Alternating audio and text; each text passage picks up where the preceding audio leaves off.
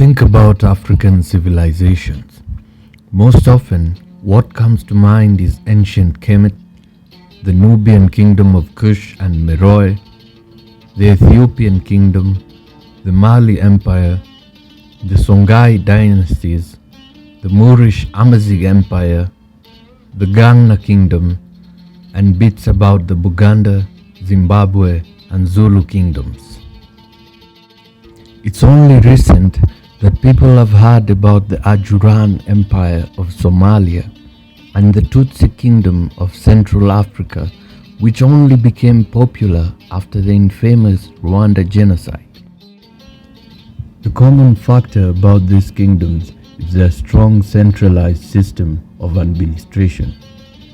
However, decentralized and clan-based civilizations are much more complex in structure to an outsider's view, since the central figure of authority only serves as a divine, wise counsel to the independent clans, whereas all units are still strongly held together and united based on their shared lineage from one ancestor. One of these scarcely studied civilizations is that of the Azanians, a name coined by Greek sailors in the Periplus of the Erythrean Sea to denote the then inhabitants of East Africa. 2 days sail beyond, there lies the very last market town of the continent of Azania, which is called Rhapta, which has its name from the suit boats Rhapton Ployarion already mentioned, in which there is ivory in great quantity and tortoise shell. Along this coast, very many cattle are pastured there, and live men of the greatest stature with piratical habits and under separate chiefs for each place. And these markets of Azania are the very last of the continent that stretches down on the right hand from Venice, for beyond these places the unexplored ocean curves around toward the west, and running along by the regions to the south of Ethiopia and Libya and Africa, it mingles with the Western Sea. They dug honeysuckles and riveted the walls, made properly engineered roads, and possessed the art of irrigation. Traces of this civilization in the shape of roads and irrigation works occur in Abyssinia, Uganda, Tanganyika, and northern Rhodesia, as well as in Kenya.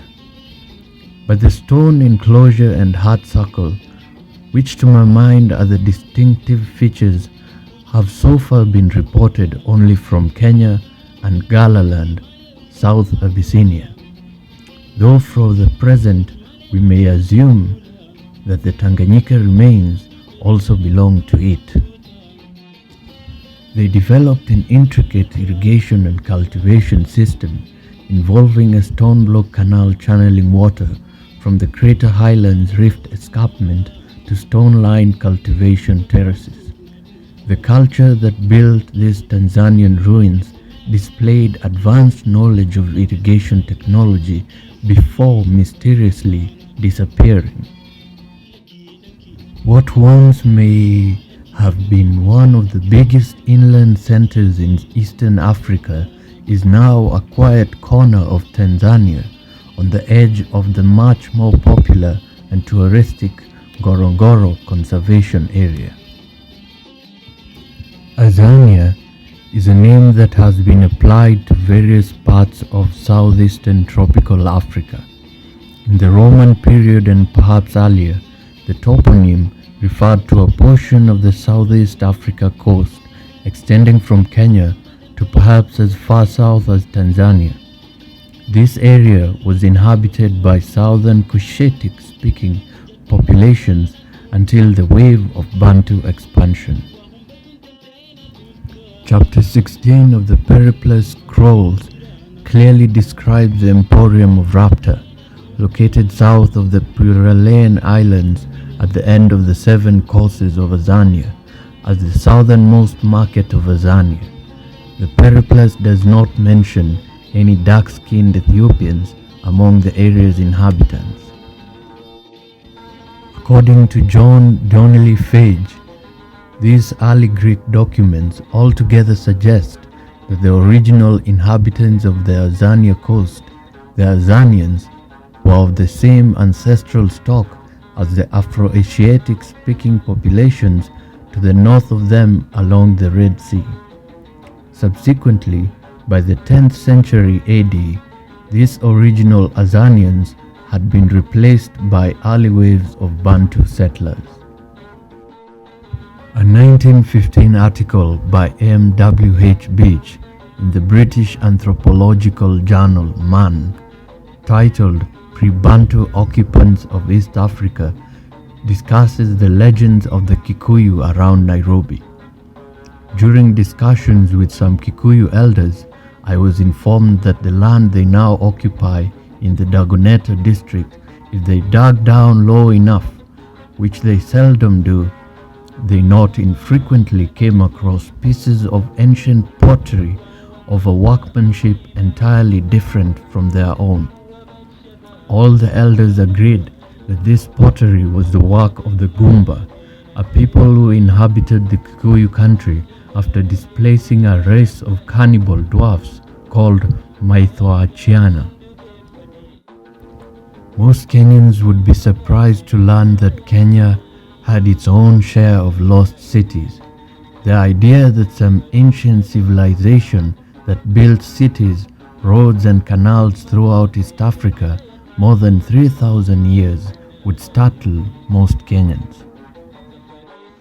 However, in a 1932 article in Nature, it stated Captain G.E.H. Wilson discusses the evidence for the existence of a forgotten civilization in the Rift Valley, East Africa. The temple of Thebes at Karnak celebrates a man named Seneb from the land of Punt, whose memory was inscribed in about 2050 BC. The hieroglyphics of Punt can be translated as shoreline or coast and may refer to the East African coastline, although mainly to Somalia, probably known to ancient Egyptian civilizations for its exotic fragrances for 1,000 years, even before the days of Seneb. Subsequent journeys were organized by Queen Hatshepsut, whose temple at Deir el-Bahri near Luxor tells of the ships that she sent to Punt in 1493 BC, showing shiploads of her rich rewards as well as depicting fish and fauna that the expedition discovered. Namoratunga is an archaeoastronomical site at the west of Lake Turkana, made of magnetic basalt almost similar to Europe's Stonehenge, which dated back to almost 300 BC. Each of the 19 pillars align with the 7 star systems of Triangulum, Pleiades, Bellatrix, Aldebaran, Orion, Saiph, and Sirius. According to Lynch, a British archaeologist, the megaliths may correspond to a 12-month, 354-day lunar calendar known to have been in use among the Cushitic speakers. He was convinced that the pillars may have been an ancient form of calendar. Over 70 of these standing stones are adorned with mysterious geometric petroglyphs, which are also prevalent in surrounding natural rock outcrops. The significance of this unique funerary architecture continues to puzzle researchers and makes Namoratunga one of the most scientifically rich yet poorly explored sites in sub-Saharan Africa. Such lost civilizations are societies that fell into terminal decline, with the consequence that the site's former significance was no longer known to the wider world. The locations of many lost cities and civilizations have been forgotten, but some have been rediscovered. Best example is the ancient civilization of Kemet, which appears to have vanished, as is the case with Azania. However, Descendants of these civilizations never entirely disappear. It's only the memory that is forgotten by succeeding generations. Just as how quite a number of languages are deemed extinct in their original forms, but their morphological structure is maintained within the adopted dialect alongside traces of loan words. The most common groups known to have gone extinct in the Southeast Africa region are the Southern Cushites, Pygmies, and the Khoisan hunter-gatherers. However, these groups have maintained their oral traditions in their respective societies. The African version of our history is more often reliable in tracing the escapades of our ancestors. Locating the Azanians, thus, will be based on oral traditions as well as written accounts by those who interacted with them. The Azanians were described as men of the greatest stature, pastured livestock, and having a piratical nature. This description mostly fits the present-day nomads of East Africa, and special focus will be placed on them. The Iraku are Cushitic-speaking agropastoralists and probably one of the last remnants of the southern Cushitic clans that have retained their identity, mostly due to their relative isolation within northern Tanzania. They still inhabit the vicinity along the area where Azania's metropolis, Rhapta, was located. The Engaruka remains have been linked to the settlement of fragments of the Azanians. Construction of the Engaruka has traditionally been credited to the ancestors of the Iraku, a group of cultivators residing in the Mbulu highlands of northern Tanzania. The modern Iraku practice an intensive form of self-contained agriculture that bears a remarkable similarity to the ruins of stone-walled canals, dams and furrows that are found at Engaruka. The Barbaig-Garanilo-Cushitic agropastoralist group inhabiting central Tanzania and parts of the coastal regions of Bagamoyo, and one can hardly distinguish the lot from the Iraku at first glance. They reside next to the Iraku, and it is approximated that 20% of them speak the Iraku dialect and are credited as the original inhabitants of the East African steppes, which make them very likely descendants of the Azanians. The physical character of many Barbaig is very similar to that of Azanians as described by the Greek sailors, many being recognized by their great height and a strong pastoralist-based economy. The Greeks also mentioned a piratical nature of the Azanians. This implies a tendency to attack or ambush those whom they encounter for loot. A November 2013 study by Marina L. Butovskaya analyzed the relationships between polymorphism in 4 candidate genes and aggression in men from a traditional society of East African pastoralists, the Datoga. At the level of a 2-gene model, a significant effect for DRD2 and a tendency for DAT1 were observed for the DAT1-DR2 gene pair regarding hostility, and 2 tendencies were observed for the interaction effect of the DAT1-COMT pair regarding anger and hostility. This so-called piratical nature, or rather aggressiveness, of East African pastoralists is often noted by any outsider and is therefore relevant in pointing it out in comparison to the Azanians.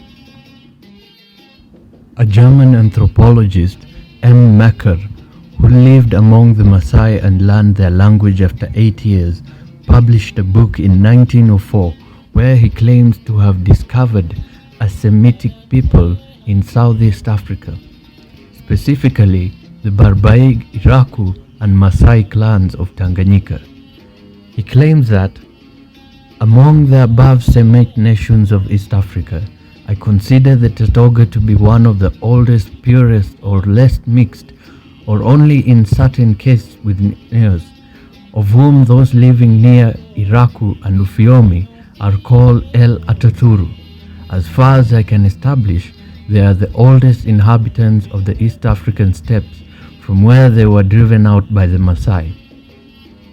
Mercator's view might well be placed within the same context as that of the Greek sailors when they first encountered the inhabitants of the East African coastline. Joro River Cave is an archaeological site in Rift Valley, Kenya, which was excavated in 1938 by Mary Leakey and her husband Louis Leakey, who is credited to have discovered the early man. Excavations revealed a mass cremation site created by Elementitan pastoralists during the pastoral Neolithic period, roughly 3,350 to 3,050 before present. 78 individuals were originally recovered, and it appears the body underwent a series of steps to complete the ritual. First, the bodies were wrapped in skins. They were then bound and covered with soil before the burning took place. Then a hole was dug into the ground and the body was placed into the hole. They were covered with soil and red ochre. Then a fire was lit on top, creating an oven atmosphere. The site contained thousands of beads made of semi-precious stones including agate, quartz, chalcedony, and microcline. It is interesting to note that all the recovered individuals from the ancient graves had their lower incisors extracted, a common practice among the current Nilo-Cushitic pastoralists of Rift Valley. The southern Cushites were the first pastoralists in the Turkana Basin around 4,000 to 5,000 years ago.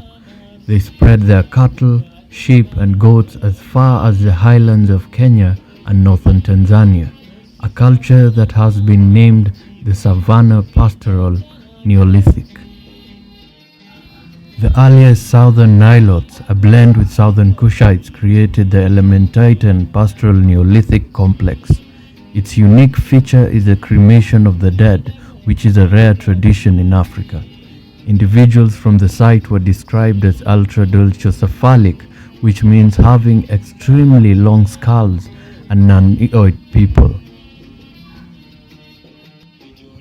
Over centuries of intermixing with neighboring tribes, the Wardai or Sirikwa clans, which are most likely connected with the Azanians, adopted new identities given the vast changes in the geopolitical landscape of East Africa.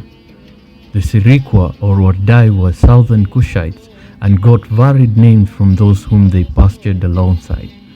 These remnants can be found among the Nilo-Cushitic Maasai, Samburu, Kalenjin, Bagishu, Bahima, and Batutsi clans of the region, among other pastoralist nations within this sphere. The oldest name of these clans was Wardai, and there still exists a small group in the coastal region of Kenya and southern Somalia bearing this name, whence they adopted the Orma and Somali languages respectively.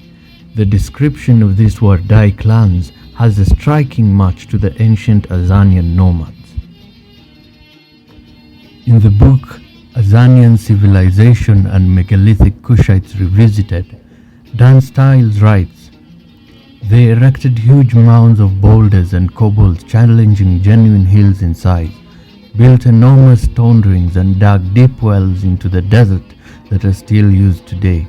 The Somalis call these mysterious people Madanle, and the Boran speak of the Wardai." The Gabra say that when they arrived in northern Kenya in the late 19th century, they found deep wells scattered over the dry country. Legend says that they were dug by a race of giants called the Wardai. Jackson Barton, who lived among the Kipsigis and Nandi, noted their origin from an unknown race as he wrote that they are probably the legendary people known as Sirikwa, who built earth hollows for their stock. He continues to state that the Kipsigis exhibit a variety of types of feature and form: the tall, handsome Hamite, the burly Nilotic, the prognathous Bantu, and the small, nicely made hunter.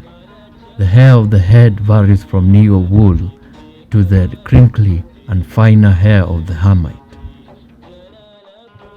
Nile records indicate that the 3 decades starting about 1800 were marked by low rainfall levels in regions south of the Sahara. East African oral narratives and the few written records indicate peak aridity during the 1830s resulted in recorded instances of famine in 1829 and 1835 in Ethiopia and 1836 in Kenya. Among Kenyan Rift Valley communities, this arid period and the consequent series of events have been referred to as mutai, meaning periods of darkness. These periods that are described as the Dark Ages by local elders might as well have had a great impact in the disintegration of the Azanian nomads, coupled with numerous invasions by other warlike nomads like the Ilturjo horsemen from Ethiopia and certain Maasai clans. Lamphere notes that Turkana traditions aver that a dreamer among them saw strange animals living with the people up in the hills. Turkana warriors were thus sent forward to capture one of these strange beasts, which the dreamer said looked like giraffes but with humps on their backs. The young men therefore went and captured one of these beasts, the first camels the Turkana had seen. The owners of the strange beasts appear to have struck the Turkana as strange as well. The Turkana saw them as red people, partly because of their lighter skin and partly because they daubed their hair and bodies with reddish clay. They thus gave them the name Kor. Lamphere states that Turkana traditions agree that the Kor were very numerous and lived in close pastoral association with 2 other communities known as Rantela and Boran, the names given to the Cushitic-speaking Rendile and Boran communities. According to von Hornell, 1894, a few decades prior, the Burkinagi occupied districts on the west of the lake and that they were later driven eastwards into present-day Samburu. He later states that some 50 years ago, the Turkana owned part of the land on the west now occupied by the Karamoyo, whilst the southern portion of their land belonged to the Burkinagi. The Karamoyo drove the Turkana further east, and the Turkana, in their turn, pushed the Burkinagi towards Samburu land. Pushing southward from the country east of Lake Turkana, the Loikop conquered a number of communities to occupy the plateaus adjacent to the Rift Valley. On the eastern escarpment, one front occupied the plateau now known as Laikipia and brought the Ogiek there under their patronage. Another front continued the southward expansion to the southern plateaus as far as or even beyond Mount Kilimanjaro. The third front occupied the western escarpment, conquering the Sengwer people who dwelt on the plateau now known as Uasin Gishu and almost annihilated this community. Krapp, writing in 1854 as the Iloikop Wars raged, wrote about the conflicts that affected the Angangalima tribe which occupied the vast territory situated between Usambara, Teita and Ukambani. He notes that they first received a mortal blow from their brethren the Maasai, and afterwards from the united forces of the Wakamba, Wanika, Waswahili and Wateita, and in consequence of this disastrous catastrophe either disappeared or retreated to the territory of other Wakwafi in order to escape utter destruction. In the course of time, the Maasai, emerging from the west, swept over the open plains, smote the Wakwavi and scattered them to the winds, leaving however the Wataveta in the forest fastness in perfect security.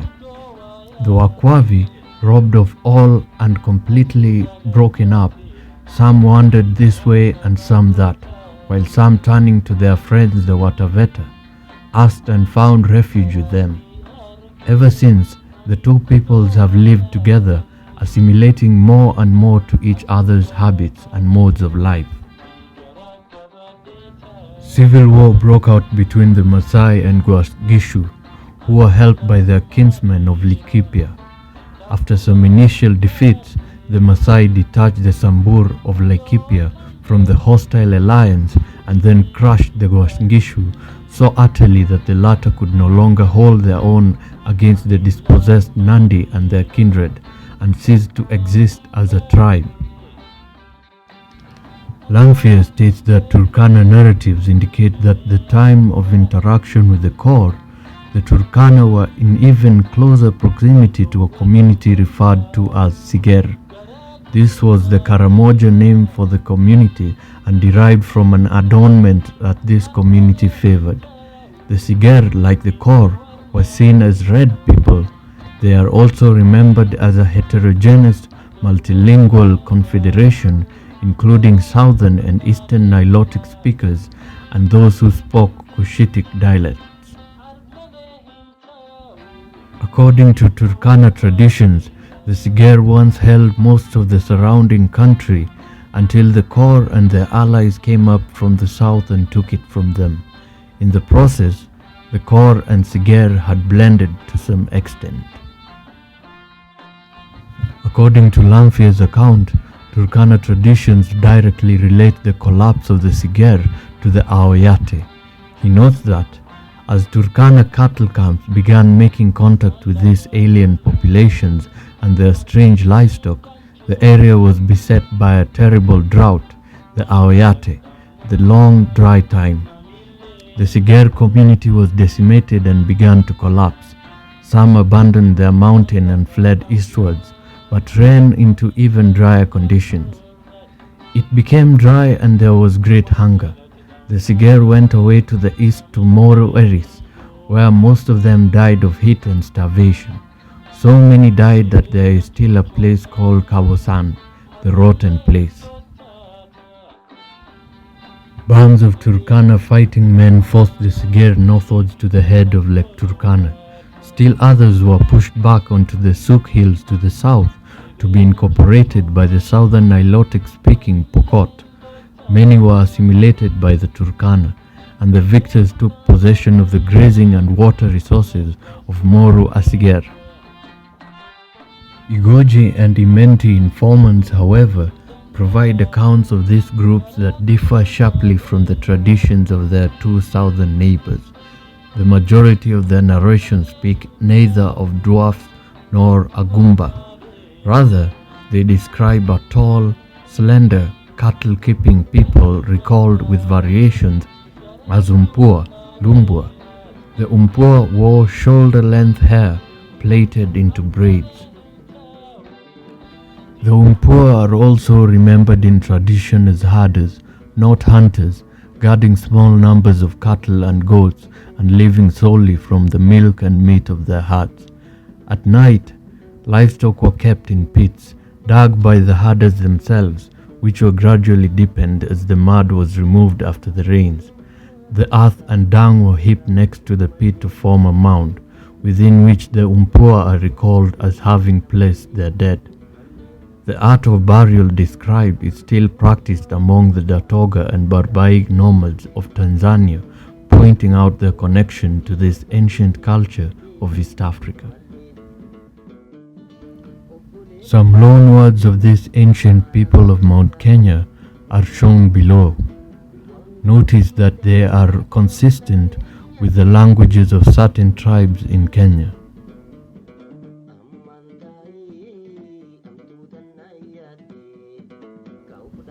Notably, the language and culture of these Azanians are distributed among East African clans, but its original form must have undergone a drastic change over centuries. Numerous invasions, civil war, long periods of famine and constant migration, coupled with assimilations, must have been the likely cause for the dispersion of this once great civilization. The Azanian establishment might have faded, but its fragments still exist today. Whoever these mysterious nomads are, we can conclude that they were a Cushitic race that established a wondrous culture and displayed advanced knowledge of the cosmos that has been shrouded and almost forgotten entirely by successive generations.